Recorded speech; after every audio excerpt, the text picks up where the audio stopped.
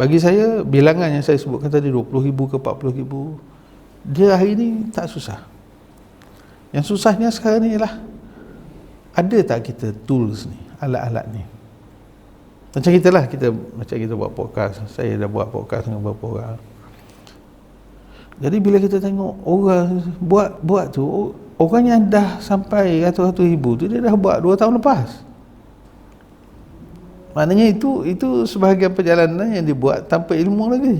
Kalau dia dah ada ilmu, anak saya cerita kemarin ada seorang tu baru sebulan ke, dia dah dapat million sebab dia cari benda yang betul untuk market yang betul.